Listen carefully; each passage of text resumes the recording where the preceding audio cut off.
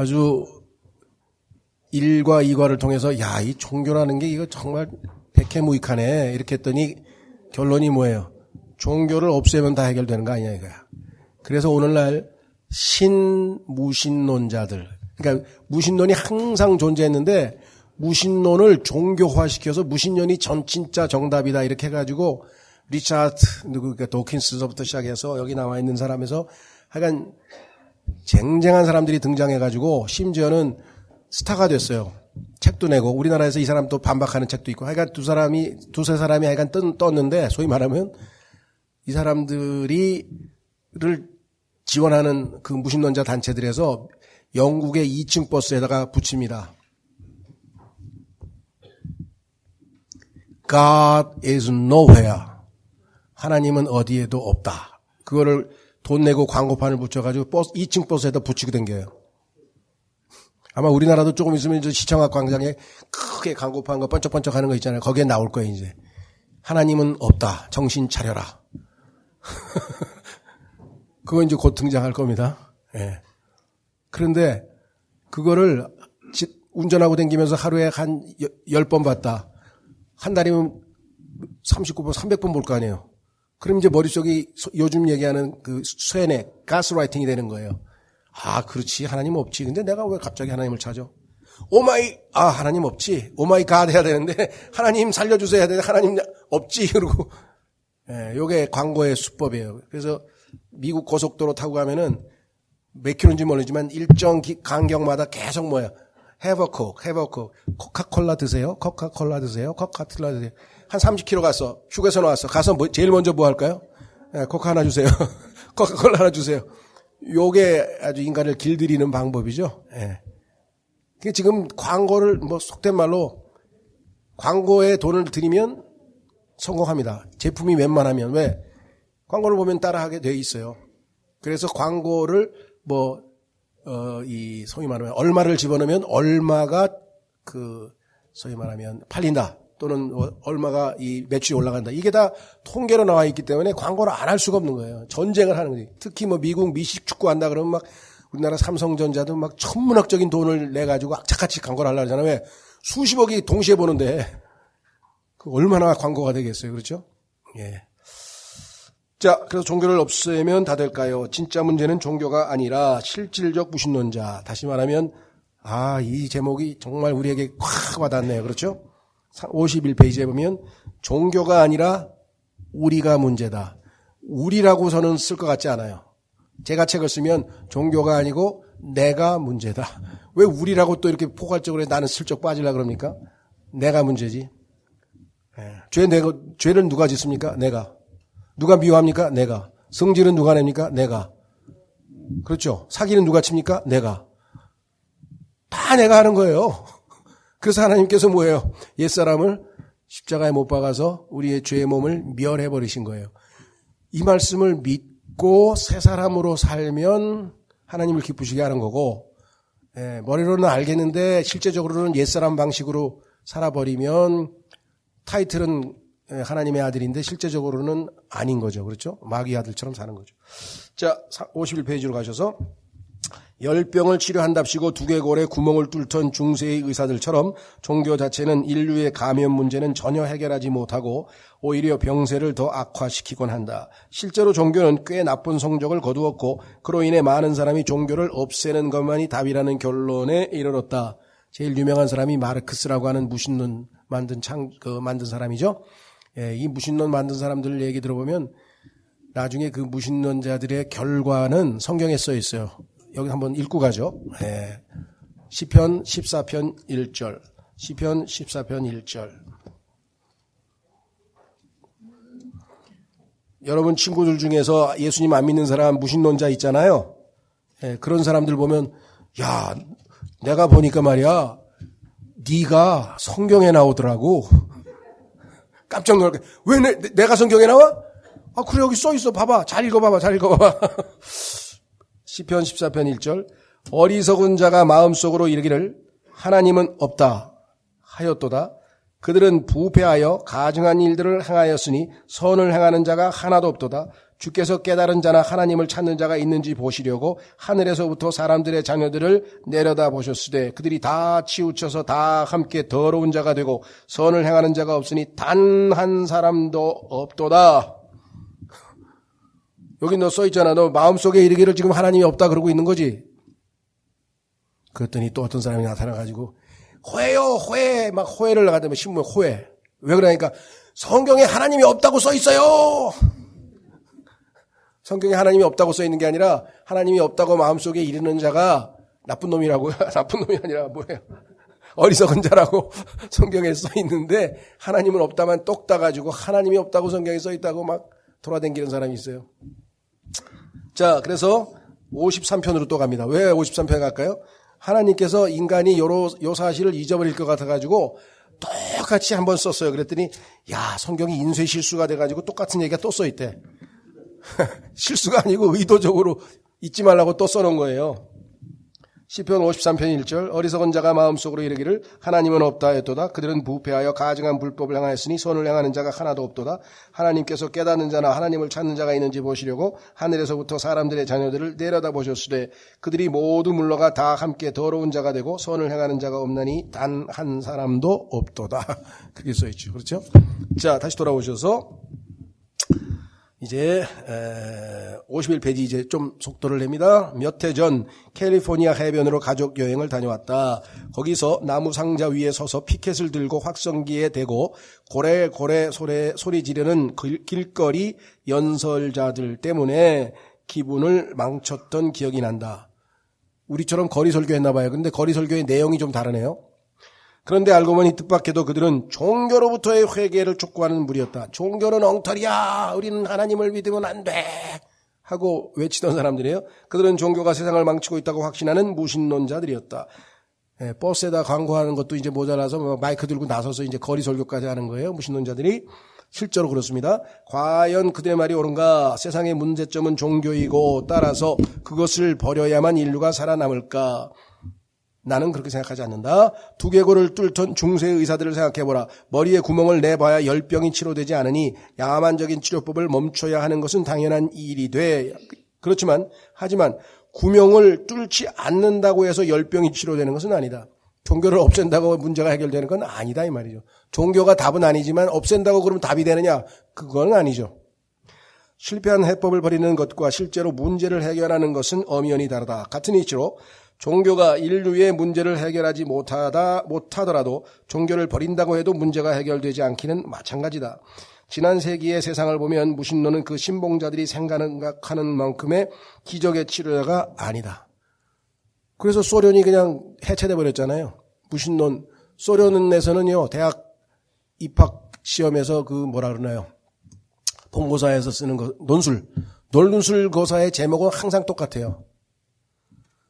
왜 신이 없는지 논증하라. 그거를 아주 제일 그럴싸하게 쓴 놈이 1등이에요. 제목이 왜 신이 없는지 논증하라. 이게 그 대학 시험 논술고사의 제목이죠. 20세기의 무신론 체제 아래서 죽임을 당한 사람들이 숫자는 무려 9천만 명으로 추정된다. 이 사람들이 한 거는요, 전쟁 일으켜가지고 그다음에 소련에서 그 종교적 핍박해가지고 북한도 마찬가지죠. 우리 초창기에 북한의 그리스도인들을 엄청 많이 죽였잖아요. 그런 식의 그게 무신론자들이 하는 일이에요. 이게 해결책입니까? 자, 20세기 가장 압도적인 체제 대부분이 무신론을 기초로 건설되었다. 스탈린의 소련과 모택동의 중공, 캄보디아의 khmer 정권, 지금까지도 지속되고 있는 북한은 모두 살인적인 무신론 정권이다. 물론 종교적인 사람들도 끔찍한 악을 저지르곤 한다. 지난번에 말씀드렸죠. 십자군 운동을 통해서 수없이 많은 사람들을 살해한 것이 있습니다. 또 이슬람도 얼마나 많은 테러를 일으키는가 봤을 때 뭐 종교든 종교가 아니든 문제는 뭐예요? 내가 문제지 무슨 종교가 문제냐 이거예요. 인간이 죄인이고 인간의 죄성이 어제 전쟁의 원인에 대해 살펴봤잖아요. 싸움과 전쟁의 원인은 욕심이라잖아요. 욕심. 인간의 마음속에 있는 욕심이 싸움과 전쟁의 원인이라고 성경에서 규정했잖아요. 그럼 내가 있는 한 전쟁은 일어나는 거죠. 자, 물론 종교적인 그다음에 뭐예요? 그래봐야 종교적인 악을 비종교적인 악으로 대체하는 꼴에 지나지 않는다. 바슬라프 하벨, 이 체코의 대통령이었죠. 공산당의 치하에 있다가 풀려나서 이 점을 잘 알고 있었다. 이 사람이 그리스도인이었던 것 같아요. 공산정권 아래서 투옥되어 극심한 고초를 겪었던 그는 나중에 체코공화국 대통령에 선출되었다. 그런데 그는 정적들을 제거하지 않고 용서함으로써 전 세계를 깜짝 놀라게 만들었다. 그는 이렇게 말했다. 선과 악을 가르는 선은 우리와 그들 사이가 아니라 우리가 선이고 그들이 악이고, 항상 우리는 이분법적으로 갈라치기 했는데 알고 보니까 그게 아니고 뭐예요? 선과 악을 가르는 선은 어디를 통과하고요? 각 사람의 중심을 통과한다. 심장, heart, 마음, 이 마음의 욕심. 선과 악은 모든 원인은 다 뭡니까? 마음이죠. 그래서 잠언 4장 23절에 뭐라고 했습니까? 무릇 지킬 만한 것이 있으니 그것은 사람의 마음이라. 마음. 왜? 그 마음에서 모든 인생의 문제들이 나오기 때문이다. 안타깝게도 저는 분명히 이렇게 번역하고 싶었다고 했는데 생명의 근원이라고 번역했어요. 잠언 4장 23절 한번 보십시오. 네. 잠언 4장 23절. 이 세상의 모든 문제는 마음 먹기 나름이에요. 하나님께서. 그래서 마음이 성경에서 900번 이상 나오는데 가장 중요한 게 하나님이 원하는 건 뭐예요? 어제 우리 이기섭 형제님 간증했을 때 아들아, 하나님께서 뭐예요? 아들아, 내 마음을 내게 다오. 너는 내 마음을 돈에 바쳤구나. 너는 내 마음을 쾌락에 바쳤구나. 너는 내 마음을 뭐예요? 예술에 바쳤구나. 딴 데다 바쳐가지고서는 우상 숭배가 되는 거예요. 네 마음을 나에게 달라, 이게 하나님께서 얘기하는 게. 자, 제가 뭔 찾는다 그랬어요?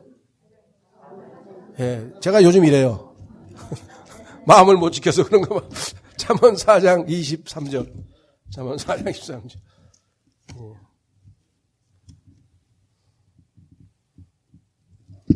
잠언 4장 23절에 보면 성경의 가장 핵심 구절 중에 하나가 이겁니다. 마음에 관해서 성경에 뭐라고 말씀하고 계신가 보세요. 열심을 다하여 내 마음을 지키라. 생명의 근원이 거기에서 나오느니라. 이렇게 번역했어요. 안타까운 것은 우리말과 영어의 이제 한계점인데요. 영어에 보면은 열심을 다하여 내 마음을 지키라 했을 때 이 마음이 하트입니다. 그렇죠? 하트는 우리말로는 심장이라고 번역할 수, 심장. 하트잖아요. 하트어택, 심장. 그다음에 마음. 그러니까 영적인 마음은 마음. 영적인 하트는 마음이고 물질적인 이 신체적인 하트는 심장이에요. 그런데 만약에 이걸 심장으로 하면은 이 번역이 맞아요. 생명의 근원이. 여기서 육체의 생명은 피에 있다 그러는데 피가 뿜어져 나오잖아요. 생명의 근원이 어디서 나와요? 심장에서 나오지. 그런데 잠언이라고 하는 책은 신체적인 심장에 대한 책이 아니야. 그렇죠. 마음에 관한 책이죠. 영적인 하트, 스피리추얼 하트에 대한 얘기죠. 그러면 이걸 마음으로 번역했어요. 그러니까 번역은 앞부분은 잘했어. 그러면 뒷부분도 뭐예요? 거기에 걸맞게 번역을 해야지. 그럼 뭐예요? The issues of life. 생명이 아니라 인생의 문제는 다 마음속에서 나온다. 이렇게 번역을 해야 되는데 이렇게 번역하는 책이 최근에 2개인가 나왔어요. 예. 표준역하고 공인역은 보니까 이렇게 번역했더라고. 알잖아요. 여기서는 생명이라고 번역하면 앞에를 하트로 번역해야지. 그런데 잠언은 당연히 피지컬 하트에 대한 얘기가 아니고 스피리추얼 하트에 대한 얘기니까 이 마음속에서 뭐예요? 인생의 모든 문제가 나와. 뭐가 나와? 예.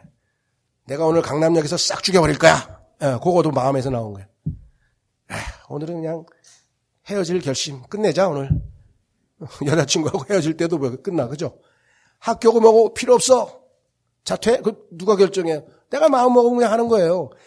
모든 문제는 마음 먹기 나름이야. 그래서 하나님은 이 마음을 올바르게 잘 지켜야 된다. 하나님의 말씀으로 잘 양육돼서. 그래서 우리 속담에도 뭐 인생사 마음 먹기 나름이죠. 마음만 제대로 먹으면요. 하나님의 도움을 받아서 얼마든지 인생을 복되게 살 수가 있죠. 그래서 성경이 뭐라 하세요? 예수 그리스도를 뭐예요? 하나님의 말씀을 마음으로 믿어 의에 이르고. 머리로 믿는 것 때문에 믿은 건지 안 믿은 건지 구원 못 받은 사람 다 머리로는 맞는 것 같은데 근데 마음에 와닿질 않았어요. 마음으로 믿어가 로마서 10장에 나와 있어요. 구원은 마음으로 믿을 때 구원받는 거예요. 그래서 너희들 가운데 마음으로 안 믿고 헛되이 믿는 사람이 있는지 조사해봐라 하고 고린도전서 15장에서 얘기하고 있고 고린도후서 15장에 또 나오고. 왜 이렇게 강조합니까? 여기서부터 여기까지.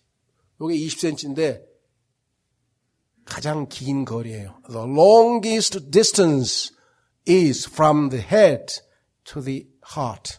머리에서 여기까지 오질 않아. 하나님의 말씀이 여기서 맹맹 돌다가 잊어버렸다. 마음이 마음까지 오면 뭐예요? 행동의 변화가 일어나. 왜? 마음에 생각한 거는 담아두질 않아요. 행동에 옮기지. 그렇죠?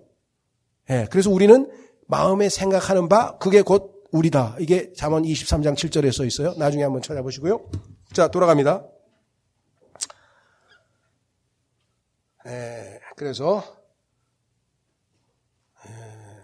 어디까지 했죠? 하벨이 정말 우리 마음을 관통한다. 이게 선과학은 내 편, 네 편으로 가릴 게 아니라 우리 마음속을 관통하기 때문에 우리 마음이 하나님 앞에 올바로 되어야 된다. 여기 그림 아주 멋지게 그렸죠? 마음을 관통하고 있는 것. 자, 하나님의 이름으로 살인을 자행하는 자들이 있지만 지난 세기를 돌아보면 정치나 국가, 철학, 경제적 이권의 이름으로 벌어진 살인도 그에 못지않게 많다. 종교가 문제가 아니다. 바로 우리가 문제다. 종교는 전쟁의 원인이 아니라 구실이다. 누가 전쟁을 일으키는가? 내가, 우리가 이렇게 되는 거죠. 그래서 성경은 내가 아니라 그리스도께서 내 안에 사실 때만 아름다운 인간의 모습이 드러나고 그렇지 않으면 전부 다 뭐예요? 추하고 더럽고 이기적이고 그런 것만 나타나죠. 자, 56절. 교회를 다니고 하나님을 믿는다고 말은 했는데 실제로는 하나님이 없는 것처럼 행동하는 사람들이 있죠. 이스라엘 사람들이 그랬잖아요. 자기들이 어려움에 처했는데 하나님이 안 도와주시니까 우리 가운데 하나님 계신 거 맞나? 맞아? 하고 막 서로 의심하고 그러고 앉았대. 자, 56페이지 실제로 무신론자로 살고 있다. 최근 65개국에서 여론조사를 벌인 결과에 따르면 확실한 무신론자는 11%밖에 되지 않는다. 아마 이게 2014년도 좀 옛날 거긴 하는데 그 다음에 불과 3년 전에 13%에 비해 꽤 내려간 편이다. 나는 확실하게 하나님이 없다고 확신한다 이런 사람이 11%에서 13%에서 11%로 내려갔고 지금은 모르겠어요. 그렇다면 전 세계적으로 열의 9이 하나님을 믿고 그 숫자는 계속해서 증가하는 셈이다. 종교 진영의 확실한 승리다. 그렇지 않은가? 무신론자가 10분의 1밖에 안 되는데 문제는 어디에 있어요? 하지만 꼭 그렇지만도 않다. 하나님의 존재를 인정한다고 해서 곧 그분께 헌신한다는 뜻은 아니기 때문이다. 자, 예를 들면 여러분 잘 아시는 미국의 건국 조상들이 있죠. 조지 워싱턴이라든가 그다음에 또 뭐예요? 미국의 하여간 쟁쟁한 그런 또 누가 있나? 제퍼슨도 있고 하여간 초창기에 미국을 세운 건국 영웅들을 갖다가 미국을 세웠다 그래서 파운딩 파더스라고 하는데요. 이 사람들 중에는 거듭난 그리스도인들은 별로 없어요. 다 유신론자. 그러니까 우리말로 하면은 유신론자, 신이 있다고는 믿어. 그런데 이 사람들을 또 이신론자라고 해. 이론적으로만 믿는다는 뜻인데 그게 무슨 소리냐? 신이 있는데 천지를 창조해 놓고 다 모든 걸 만들어 놓고 인간에게 다 만들어 놨다. 니들끼리 알아서 놀아. 나는 너희하고 수준이 차이가 나서 같이 못 있겠어. 하고 하나님은 그때부터 손 떼고 저 멀리 이것을 철학에서는 타자라 그래요. 타자 말고 타자 생각하시면 안 되고 타자, 다른 사람. 하나님은 우리하고는 the other, 다른 분이야. 그래서 상관 안 해. 그러니까 우리처럼 뭐 기도하고 성경을 읽고 하나님을 알아가고 이건 안 돼. 계셔. 그러나 그분은 그냥 창조하고 인간들끼리 여기서 알아서 하라 그랬어. 요렇게 믿는 사람들이 미국의 건국 영웅들이에요. 우리가 생각할 때는 그분들 다 크리스찬인 줄 알죠. 크리스찬이 아니야. 실제적으로는 무신론자라고, 무신론자. 여기 그래, 그 얘기를 하는 거예요. 자, 그래서 여기 나와 있죠. 스스로 종교적으로 여긴다고 해서 꼭 그의 가치관이나 삶이 신앙적인 것은 아니다. 여전히 실질적 무신론자로 살아갈 수 있다. 무신론자가 아니더라도 얼마든지 무신론자처럼 살 수 있다. 실질적 무신론의 또 다른 이름은 이신론. 지금 제가 말씀드렸죠. 영어로는 deism이라고 하는데 D-E-I-S-M, deism. 이신론은 하나님이 존재하고 우주를 창조하셨지만 더 이상 인간사에 관여하지 않는다고 말한다. 세상을 사무실과 아파트, 식당으로 꽉 차 북적거리는 마천으로 생각해보라. 이신론자들은 하나님은 이런 마천 위의 설계자로 본다. 하나님은 건물 전체를 설계하고 공사 과정을 관장하셨다. 하지만 그분의 역할은 거기까지다. 이제 건물 관리 책임은 우리 손으로 넘어왔다. 많은 사람이 이런 신에 대한 관점을 배우며 자라났다. 말씀드린 조지 워싱턴을 포함해서 이런 사람들이 다 이런 생각을 가지고 있었던 분들이고, 예. 자, 그래서, 많은 사람이, 예를 들어, 이제 열병에 걸렸을 때 목사에게 기도를 받으러 가는 것을 드릴로 두개골을 뚫는 것처럼 원시적인 관행이라 취급한다. 이제는 다들 약국이나 병원을 찾아간다. 우리는 미신적인 종교 행위, 의식, 제사, 도덕으로 세상을 통제하려고 하지 말고 검증된 원칙과 공식, 자연 법칙에 관한 지식으로 세상을 직접 통제하라고 배우며 자랐다. 과학은 하나님과 종교를 일상에서 몰아냈다. 하나님은 멀리서 관찰만 하는 설계자로 보는 시각은 주일에만 그분께 예배하고 월요일부터는 그분이 계시지 않는 것처럼 살아가는 사람이 그토록 많은 이유를 설명한다. 우리에게 하는 것 같죠? 주일날은 충만한 것 같아. 월요일서부터 뭐가 김이 슬슬 공기가 타이어에 바람이 빠지는 것 같다가 수요일 쭉 되면 그 다행히 수요일에 오신 분들은 또 물론 개인적으로도 하시겠지만 좀 보충해가지고 다시 올라갔다. 그것도 며칠간 뭐예요? 서서히 하얀 곡석을 거리죠? 그렇죠? 그래서 어떨 때는 나 하나님 믿는 사람 맞는가? 왜? 뭐 그냥 불안에 떨고 막 뭔가 문제가 닥치고 막 집안일이 터지고 그냥 막 회사 일 터지고 그러면 하나님께서 계신데 내가 상담하고 하나님께 지혜를 구해서 이게 아니라 그냥 막 여기저기 찾아가서 막 돈 빌리는데 알아보고 친구 찾아가고 막 무슨 막 전화해보고 뭐 막 하나님 옆에 지금 계신데 하나님한테 한 번도 안 물어보고 자기가 알아 다 하잖아요. 하나님이 뭐 개입을 할 수가 없어. 왜 뭘 요청을 해야지 알아서 다 하시게.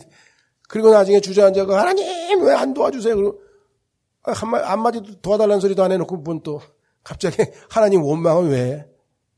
자, 말씀을 대하는 태도 58페이지. 성경은 무엇인가? 한 번은 어느 교회에서 이렇게 물었더니 이게 아주 중요합니다. 에너지 넘치는 한 10대 청년이 손을 번쩍 들고 대답했다. 성경, 바이블은 이 세상을 떠나기 전에 삶의 기본 지침입니다. Basic instruction before leaving earth. 그래서 첫자를 타서 바이블. 그렇게 성경을 인류를 위한 하나님의 참고서쯤으로 묘사하는 말을 많이 들었다. 여기에서 이제 신앙의 성패가 갈라지는 겁니다. 이것이 잘못된 건 아니에요. 이게 맞는 말이지만 여기서 그치면 안 되죠. 누구를 알아야 돼요? 하나님을 알아야 되는데 성경에 나와 있는 정보만 알면 종교생활로 끝나버리는 거예요. 물론 나름대로 성경의 가치를 내세우고자 하는 말이겠지만 아이러니하게도 이런 말은 지극히 비성경적이다. 하나님을 세상의 설계자로만 보면 성경을 인생의 청사진으로만 보는 것이 당연하다.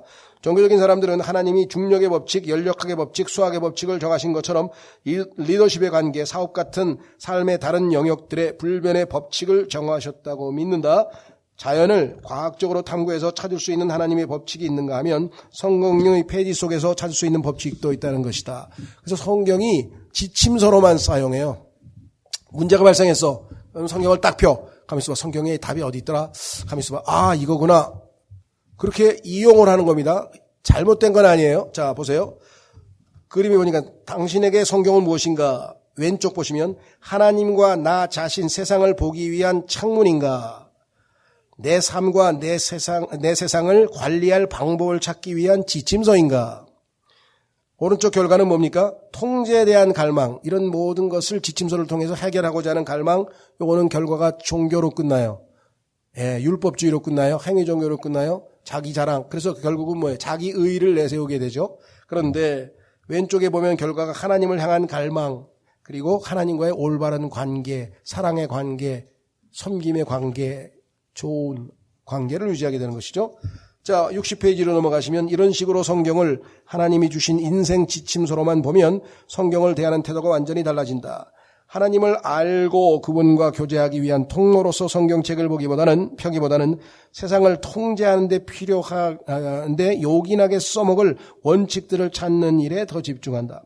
그러면서 하나님은 그만 선택사항으로 밀려난다. 다시 말해 일부 종교적인 사람들은 성경과의 관계가 곧 하나님과의 관계인 줄로 착각한다.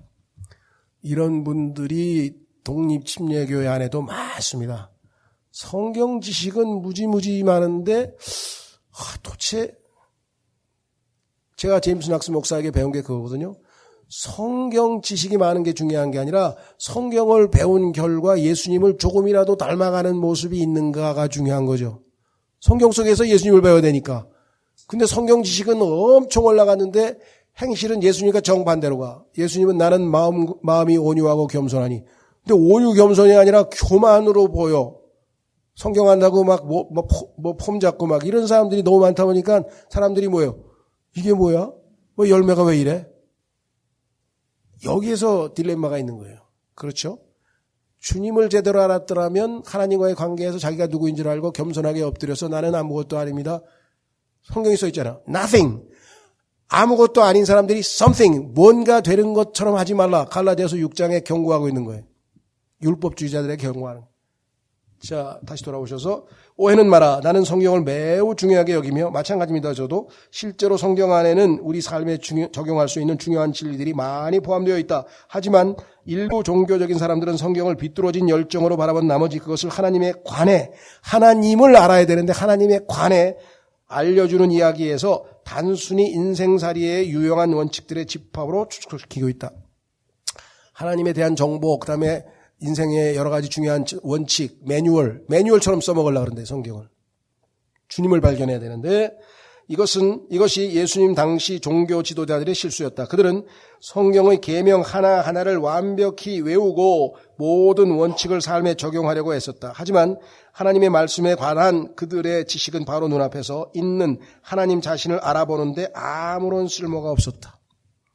예수님께서 성경은 나에 대하여 증언하는 것이라 그랬는데 그 나이신 예수님이 딱 바리새인들 앞에 있어. 그런데 그분이 누군지를 몰라. 그러면 성경이 무슨 소용이에요? 성경이 예수님에 대해서 알려주고 있는데 예수님이 앞에 나타나셨는데 예수님을 몰라. 예수님이 누군지를 몰라. 그렇죠? 희한하죠? 확인해 보겠습니다. 요한복음 1장. 요한복음 1장. 덥진 않으세요? 더우면 에어컨도 켜시고요. 예.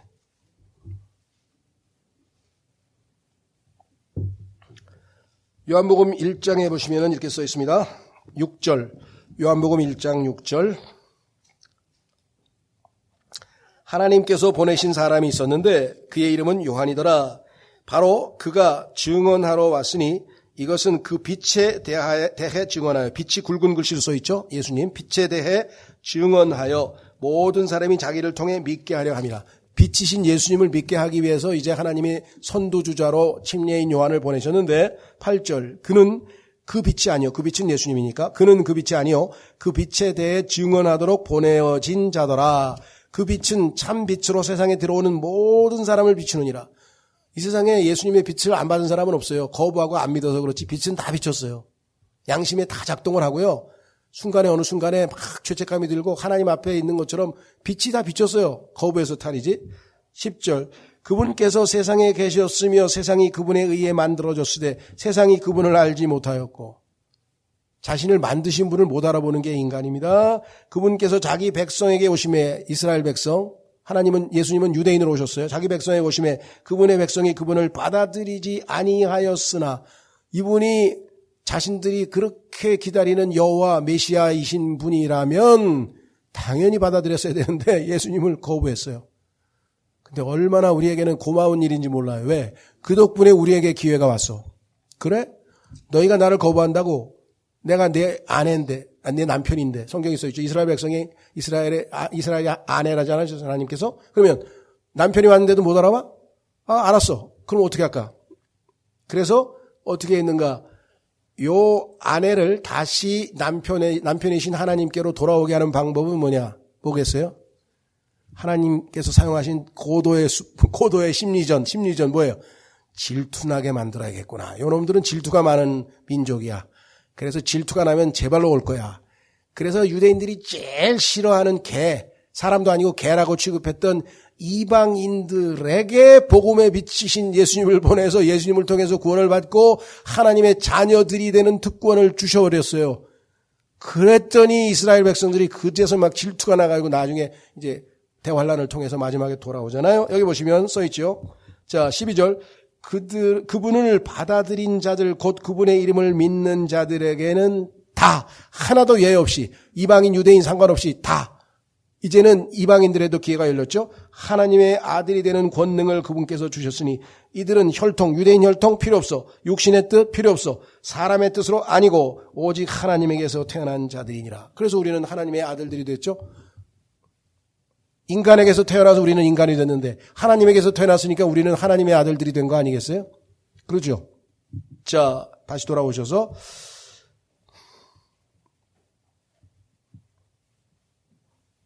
그래서 하나님을 알아보지를 못했어요. 그래서 결국은 예수님을 고문하고 죽여버렸어요. 자신들이 그렇게 기다리던 메시아를 기다렸는데 그분이 누구인지를 못 알아봐. 근데 성경은 줄줄줄줄 암송을 해. 그럼 어떻게 된 거예요? 성경은 엄청 많이 하는데 예수님에 대해서는 잘 몰라. 이런 사람들이 독립침례교회 안에 많아서요. 왜? 성경을 무지하게 공부해 성경이 우상이 돼버린 거예요. 성경 자체가 목적이 아니에요. 예수님 말했잖아요. 성경은 나에 대해서 증언하는 거야. 성경 공부해서 그럼 나에 대해서 많이 알아야지. 근데 내가 뭘 좋아하는지, 나의 스타일이 뭔지, 내가 뭘 선호하는지 너는 아무것도 몰라. 그리고 뭐예요? 나 성경 많이 한다고 고린도전서 8장 1절에 뭐야? 지식은 우쭐대게 하느니. 우쭐대. 그 다음에 뭐예요? 이상한 음식들에 점령당했어. 히브리서 13장에 그런 사람들에 대해서 경고하고 있는 내용이 곳곳에 있어요. 다시 돌아옵니다. 61페이지에 너희가 성경에서 영생을 얻는 줄 생각하고 성경을 연구하거니와 이 성경이 곧 내게 대하여 증언하는 것이니라.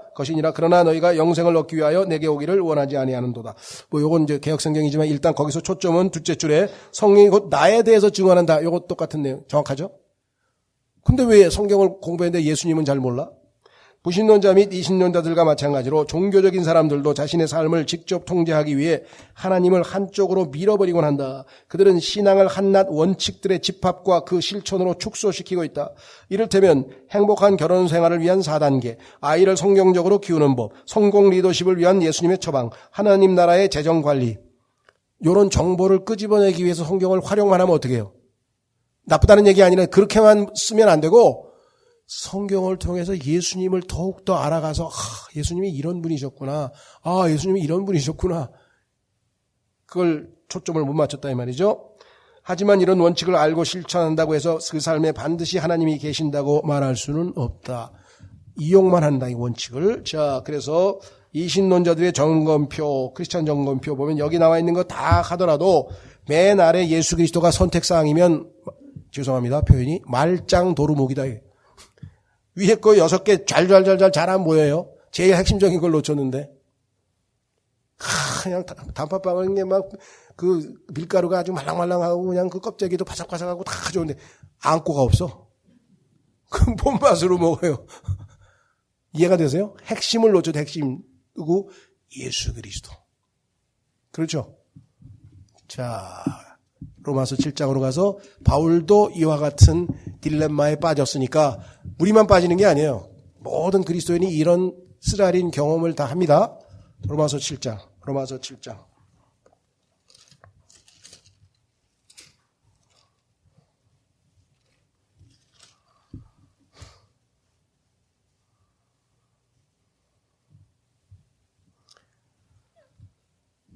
18절, 로마서 7장 18절. 내 안에 곧 내 육신 안에 선한 것이 거하지 아니하는 줄을 내가 아노니 원함은 내게 있으나 선한 그것을 어떻게 행할지는 내가 찾지 못하노라. 이는 내가 원하는 선은 내가 행하지 아니하고 도리어 내가 원치 아니하는 악을 곧 그것을 내가 행하기 때문이라. 이제 내가 원치 아니하는 그것을 내가 행하면 그것을 행하는 자가 더 이상 내가 아니요 내 안에 거하는 죄니라. 죄의 지배를 받아서 지금 노예로 일했다 이 말이죠. 그런즉 내가 한 법을 발견하노니 곧 내가 선을 행하기 원할 때 악이 나와 함께 있는 것이로다. 내 안에 내 몸 안에 육체 안에 악이 함께합니다. 내가 속사람을 따라 하나님의 법을 즐거워하나 내 지체들 내 육체죠. 손발 이런 지체들 안에서 다른 법이 내 생각의 법과 싸워 내 지체들 안에 있는 죄의 법에게로 나를 사로잡아가는 것을 내가 보는도다.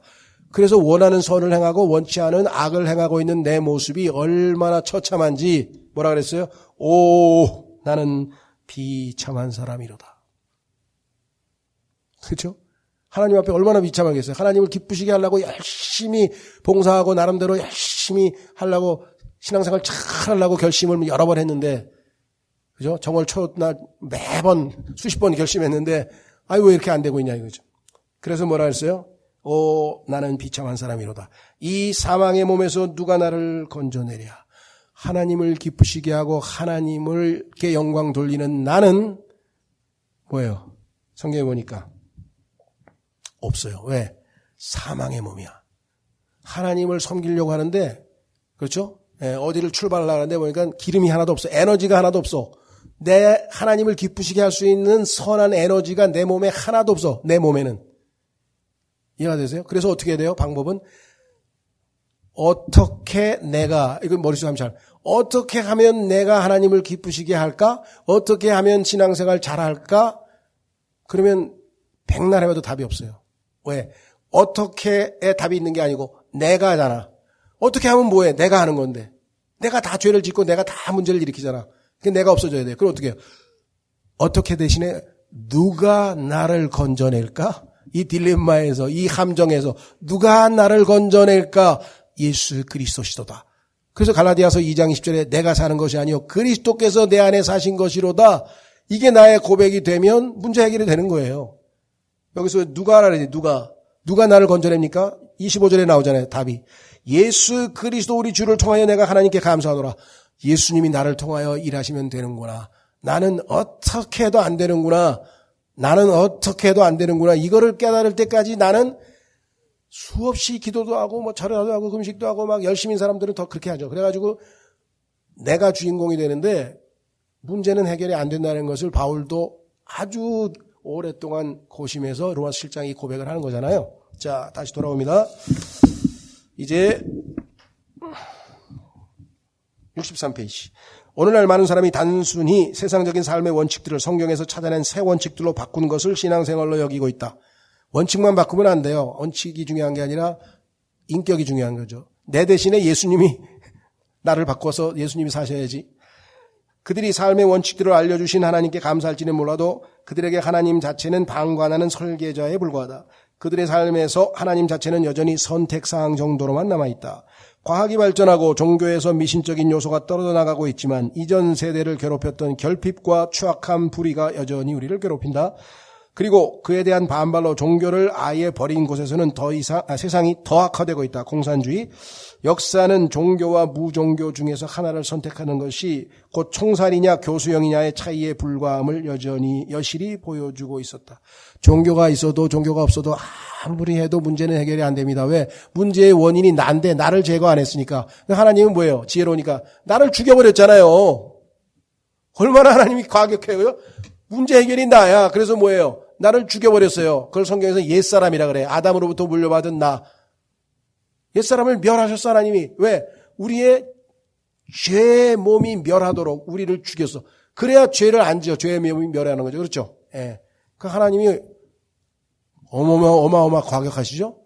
문제의 원인을 정확하게 지적했어. 문제의 원인은 뭐야? 너. 이장희의 노래 있잖아. 그건 너. 너 때문이야. 내가 이 모양이 된 거는. 그렇죠. 그래서 우리가 문제야. 나.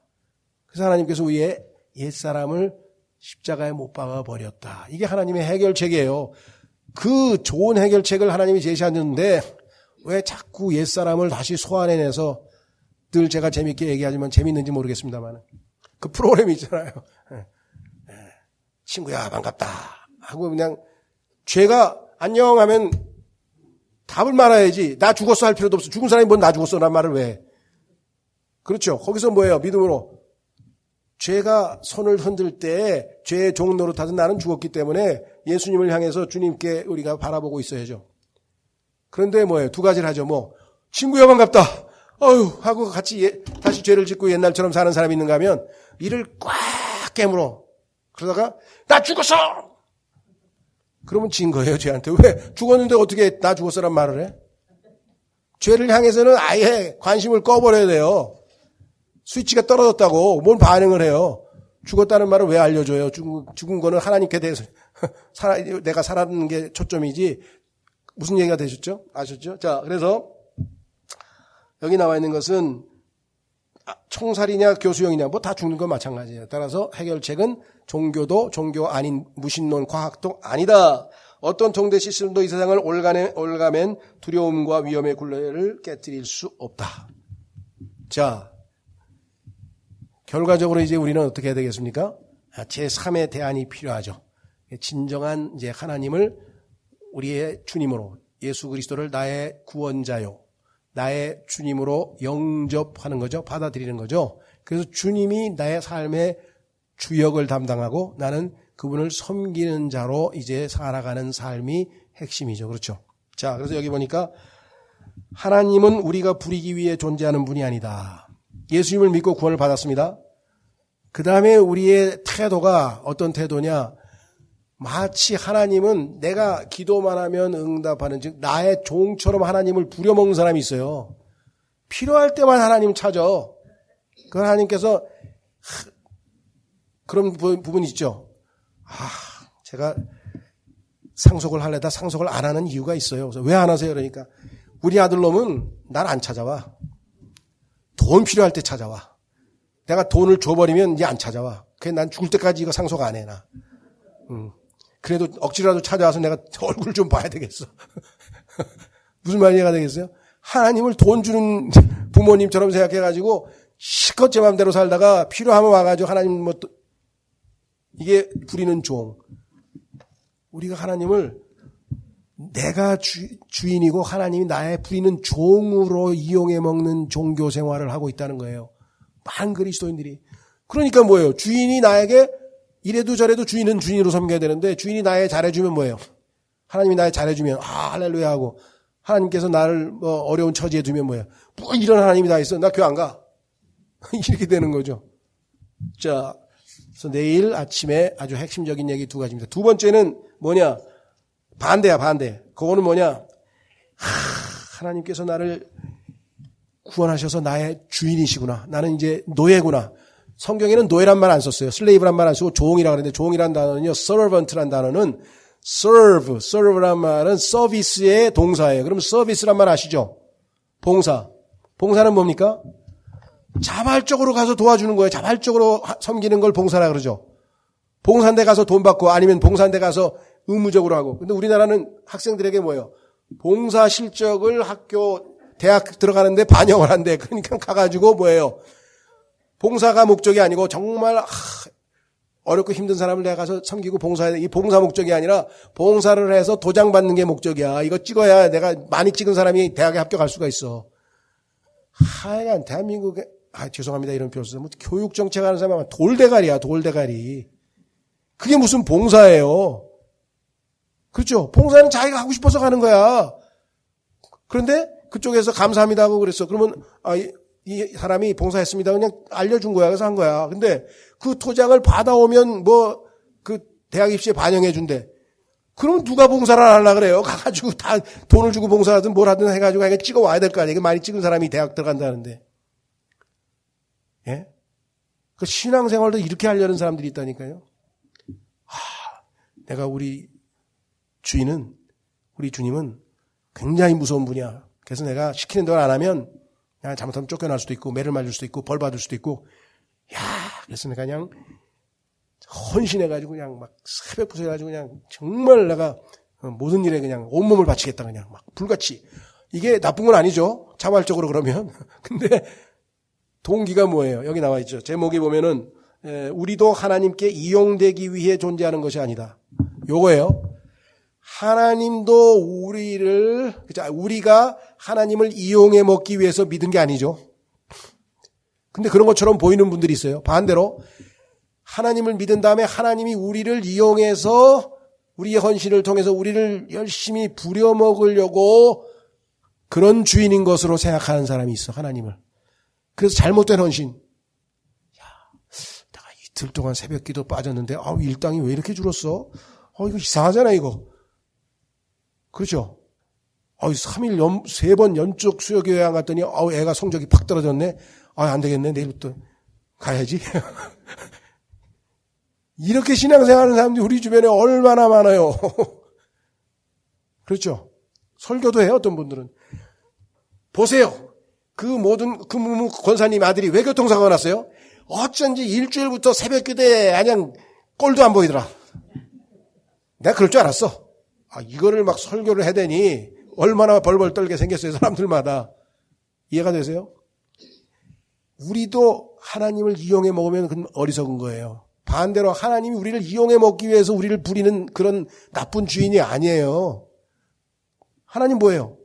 심지어는 이스라엘 백성들이 성막을 만들기 위해서 엄청나게 재료가 많이 들어가. 성막 아시죠? 그런데 다 뭐예요? 자원하는 사람들. 자기가 원하는 사람들만 바치라고 하라. 자, 한 구절 읽고 오늘 강의 마치겠습니다. 그 두 가지를 내일 아침에 이제 배웁니다. 여기서 이제 신앙에서 여러분들이 아주 전기를 마련하셨으면 좋겠어요. 자, 출애굽기 몇 장인가요? 실 바치라 30.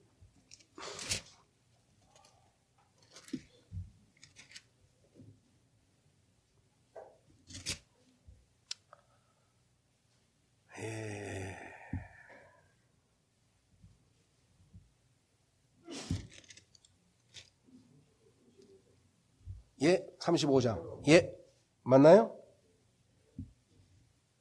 아니지. 30이 아니고 죄송해요. 20. 제가 또 이래요. 하여간. 예.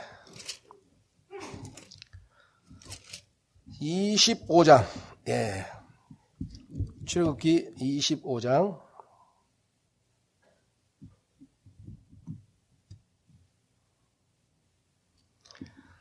드디어 이제 하나님께서 성막을 탁 설계도를 보여주셨어요. 하늘에. 천상에 있는 그 설계도를 보니까 그냥 모세가 얼마나 기뻤겠어. 야, 하나님이 저거를 이제 나에게 만들게 하는 책임을 주셨구나. 내가 이거를 성소를, 그죠? 싹 세워가지고 이스라엘 민족이 하나님 앞에 나아가는 길을 열어주는 거야. 하나님은 반드시 이 성소에서만 만나주겠다 그랬어. 그렇죠? 하나님을 만나러 가는 길에 우리는 뭐예요? 무릎만 꿇으면 바로 셋째 하늘로 올라가는 거예요. 우리는 지금 영안에 주님과 함께 셋째 하늘에 앉아있기 때문에 얼마나 우리는 특권층인지 몰라요. 여기 있는 분들이 비관하고 살 일이 하나도 없어 성경만 알면. 그렇죠? 비관하기는 무슨 비관. 온 우주의 최고 통치자이신 분의 아들이야. 신분을 망각하지 마시고 떳떳하게 좀 사세요. 자, 출애굽기 25장에 뭐라 그랬습니까?